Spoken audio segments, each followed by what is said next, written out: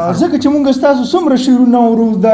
ټوله پښتونخوا یوري ټوله دنیا یوري نو په هغه ټولو کې تاسو عبدالستار نوم استعمالوئ. نه بمبار زما تخلص نه دی. خدای خبر عبدالستار د چا په غم کې شو کولی دی لمن او ګریوان دواړه. ډېر ښه. یو هغه کلام راته لږ ووایه چې سر پیرې وي پیشوګانو وخوړ. ها زلمي سوچونو سوداګانو وخوړو ځان مې بس په ګنکپانو وخوړ لکه یاجوج ماجوج په ملک خواره شو فصل قاطعانو ملخانو وخوړو نوي ټکسونه ماسونونه لګي ګټلې مال ته کابلیانو وخوړو اوارې ځمکې کوټې کنډر کړې د غر ځنګلې په اوښانو وخوړو قسم دغه چا رښتیا ویلي وو د هندو مالو بامبړانو وخوړو کونډه یتیم خو ته خبر هم نه شو زکات د کلي مشرانو وخوړو. ستاسو خپل د تخلص نه علاوه ستاسو خپل پوره نوم څه دی؟ عبدالستار. عبدالستار. او تخلص مو څه دی؟ تخلص ما تر اوسه پورې هېڅ هم نه او نه شته. دام پنډي صاحب دی. جی ها. دام پنډي ذکر چې ما یو کتاب چاپ کړی هغه اوس هم زما په خیال سره چېرته به دی چا سره هغې بمبار نوم و. ښه دغه کتاب نوم و بمبار و او شیکوی مې پکې بل و د هغه نوم تبسم و کتاب و دا 65 جنګ نه مخکې ما چاپ کړی. ښه جي. ښه نو لکه د بمبار تخلص د بمبار چې کوم دی بیا تاسو ته خلکو د کتاب نه پس وویل دا د کتاب دغه نوم هغه ما ته ځکه چې مونږ ستاسو څومره شعرونه اورو د ټوله پښتونخوا یوري ټوله دنیا یوري نو په هغه ټولو کې تاسو عبدالستار نوم استعمالوئ. نه بمبار زما تخلص نه دی. خلک چې ما نه څوک تپوس وکړي دا زما د کتاب نوم دی خو بل خلکو ما له ایښولی. ښه دا وجه د ګوره دا خبره تر اوسه پورې مونږ ته هم پته نه وه. نه دا زما تخلص نه دی. ستاسو د دې کلي څه نوم دی؟ د دې کلي مو څه نوم دی؟ کلی کنج خو دا مخکې کلی دی او شیرو خو دغې نه هم مخکې ده او دا کلی دی لوی کلی زمونږ کنج او دا کنج کلی او دا د هغې نه چې داخله هر کلي نه خلک ووتل هر ځای کې د هر کلي نه خلک ووتل او په غاړو غر غاړو کې بل دی بل دی نو مونږ هغې کلي نه راغلي دلته دې ته غریب آباد وایي. غریب آباد کنج غریب آباد. کنج غریب آباد. ستاسو به اندازتن عمر څه وي په دې وخت کې؟ زه خو وایم که نه 43 سال وایي 83. ښه 83 کاله. او داسې ځکه چې یو فوټی که زه تاسو هغه خبر یاده کړم 40 پیدایش زما. ښه جي. نو اوس د دې نه دغسې به تفاوت ستاسو جوړېږي. ښه جي ښه ټیک شو. او سبق مو څونه ویلی دی؟ سبق مې هغه کرښه قضیم نه ده پته کړې هغه تخته یې راښ کړی نه سکول ته تللی یم. نو د ذریعه معاش دپاره مو څه کړي دي؟ مطلب دا دی چې ستاسو د معاش ذریعه څه ده؟ سړی خواري مزدوري کوي که نه؟ او په ژوند کې مو څه کارونه کړي؟ نو په څه وخت کې زمینداري کوله د زمیندارۍ نه بعد مې بیا څه داسې دغه کوګلکاري شروع کړه د بټو راکېوري فرمینې داسې دونه بیا یو خوا بل خوا کراچۍ ته تللی دا خو لا په کراچۍ کې وه چې زه په کراچۍ کې وم ایوب صاحب چې صدر دلته وم کراچۍ کې او بیا هغلته د صدر ایوب په وخت کې تاسو په کراچۍ کې کراچۍ کې وم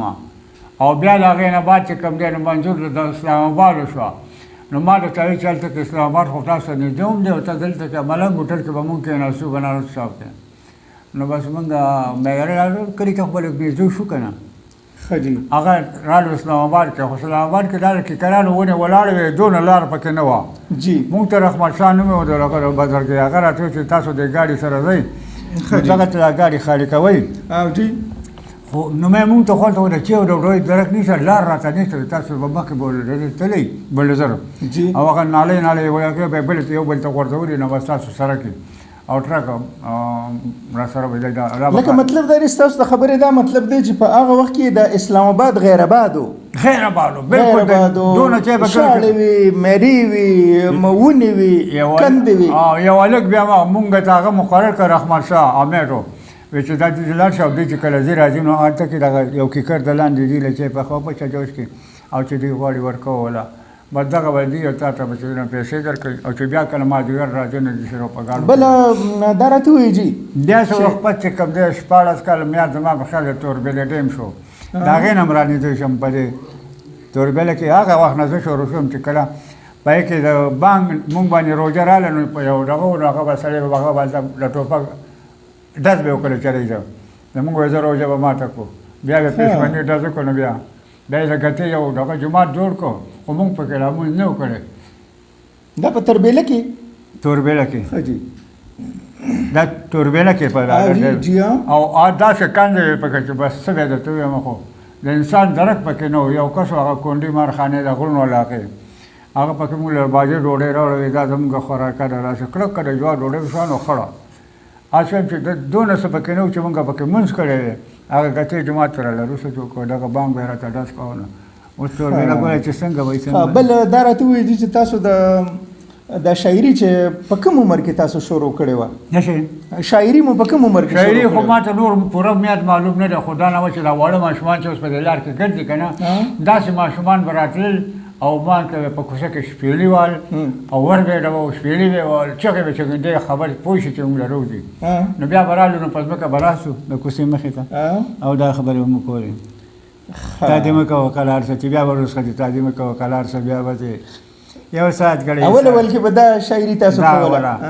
څنګه یو دوه درې شعرونه دې تاسو ووایئ ساعت ګړی ایثار شه بیا به ځې خوند کوي د محبت خوږې خبرې مسیحا لږ د بیمار شه بیا به ځې تا ویل چې ته به راشې مه رانغلی اوس خو کښېنه که نه یار شه بیا به ځې هغه به رخصت شو اشناوي نه وخته کېږي ځمه ښه بیا به کور راته کارېږي ځمه ښه غیر چاپېره غمازان ګوره ولاړ دي یو بل سره ګروېږي ځمه ښه اجازه ته کوه ځمه سلګۍ بس کا څوک په مینه نه مړېږي ځمه ښه څنګه چې ستا یادېږي همدغسې مې یاد دی ستا بشره مې نه هېرېږي ځمه ښه دا دغه شعرونه دي بیا چې بره وخت په خیر د انځر ګله ستړی مه شي هر کله په څو ځله ستړی مه شي بس د زمانه بره سطحه کښېنه دا ډېر به مکمله ستړی مه شي دا دغه وخت شعرونه دي تقریبا د 55 د پنځه کم اتیاو کالو خو وایي دا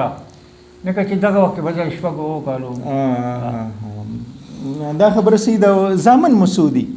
زامن مسعودي زامنه زامن خو ډېرو یو دوه مړه وو ورته ژوندي وو او بیا یو پکې په دغه مخکې وخت کې مړ شو نو و پاتې شو او کتابونه مو څو چاپ دي کتابونه څه وایم چې لس دي که یولس دي خو توبه تبسم بمبار درې شو توبه تبسم بمبار ګل جړۍ نوې وږمې او د کاڼي کرښه او دغه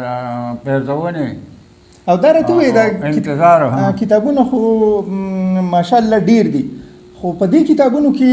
زیاتر مزاحیه کلامونه دي او که نه نور څه سنجیده کلامونه څه مقامي خیالونه دا هر څه پکې ګډ وډ دي او که نه ټول مزاحیه دي په دریو کتابونو کې چې کوم دی نو هغې کې کوم مزاحیه خبرې دي نو هغه پنځه لکه ګونځړۍ شوه د کاڼي کرښه شوه او نوې وږمې په دې کې زیات دغه خبرې ده ځوانۍ ده هلکوانۍ ده چې چا څه غوښتل هغه ښه جي تاسو څومره خلک پیژني نو هغه زیاته تاسو په دې مزاحیه شاعرۍ باندې پیژني په یو وخت کې چې کله مونږ لا د سکول هلکانو نو په هغه وخت کې به ستاسو دا کیسټې به وي کیسټې او په دې بازار کې لکه یو تن او تخبۍ ته به چې کله مونږ لاړو نو کسان به دکاندار ته ولاړو کیسټو والا ته د بمبار صاحب کیسټ راله ډک کا پټې به ډکې دی یا به چا نوې کیسټ اخیسته او د بمبار صاحب هغه فلاني کیسټ راله ډک کا که نه نو هغه وخت کې ستاسو ډېر دغه دوره وه او په هغې کې هغه خیرات وغیره د مړي د خیرات هغه خبره چې موږ کوله که نه داسې ډېرې خبرې هغه وخت کې ډېره دوره وه نو په هغه وخت کې تاسو ډېرو خلکو پېژنئ اوس په خبرو کې کیسټ و